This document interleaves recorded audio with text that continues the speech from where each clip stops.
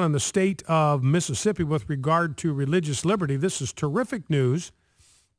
And I've got a piece from the New York Times talking about the same thing, the number of states that are making serious moves right now to reestablish religious liberty in their states. This is by Kim Severson from the New York Times. She refers to lawmakers in South Carolina that this year introduced legislation to allow for prayer during a minute of silence at the start of the school day. Florida last year approved a bill to allow students to read inspirational messages at assemblies and sporting events. And in Missouri, voters in 2012 overwhelmingly approved a constitutional amendment that gives residents the right to pray and acknowledge God voluntarily in their schools. Similar amendment being introduced this year in Virginia. Well, Mississippi has passed and signed into law a bill that is called the Student Religious Liberties Act. And what it provides is the opportunity for students. Every school is required by this law. It's not made optional for them. This law doesn't say, hey, you can do this if you want.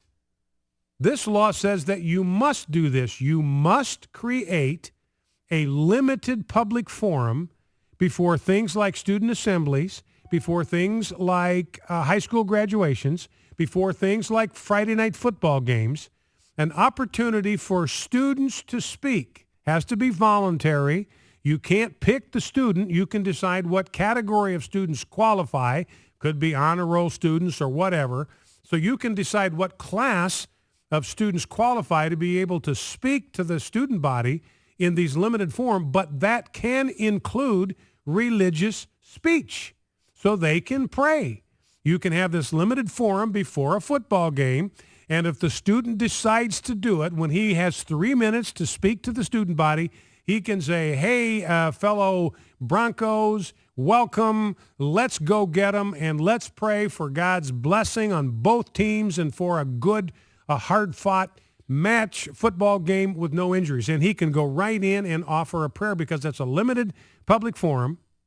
The speech is coming from the student, not from the school, and therefore it's entirely permissible. Now, Phil Bryant, who's the governor of Mississippi, was on this morning with Tim Wildman, our president, and he had this to say about the Student Liberties Act. So we looked at this from what is our rights as individuals, particularly in student, as we call it, Students Religious Act, is Senate Bill 2633. And so we said we believe that the law and the Constitution allows for voluntary student expression of religious viewpoints. So there are times, as we know, that the First Amendment of the Constitution says that we cannot prohibit the free exercise of religion.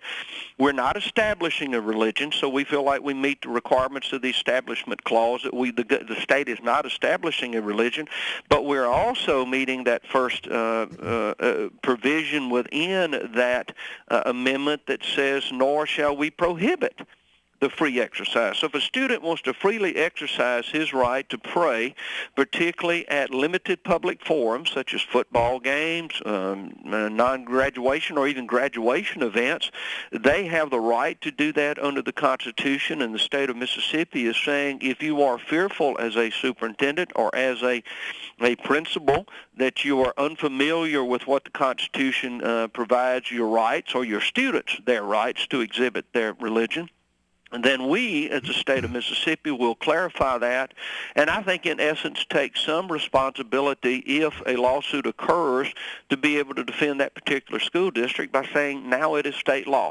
So that's Governor Phil Bryant signing happily, eagerly, a bill that protects student religious liberty in the state of Mississippi. And this law, which I think could be a model law for other nations, at AFA, we're talking about how we can get the word out, and I'm doing my part right now. I want you to know about this Student Religious Liberties Act. It may be something you want to think about in your state because this is an entire state now. Every school in this state has an obligation to do this, and other things it protects the right of students to express religious viewpoints in class. If the teacher may decide what subject you're going to talk about, but if you've got an observation that includes a religious point of view, you have the protected right to include that in class conversation. You can include religious content in your coursework, your artwork, written and oral assignments. You can form religious clubs. You can even wear clothing with religious themes. Focal Point AFR Talk, back in 2 minutes.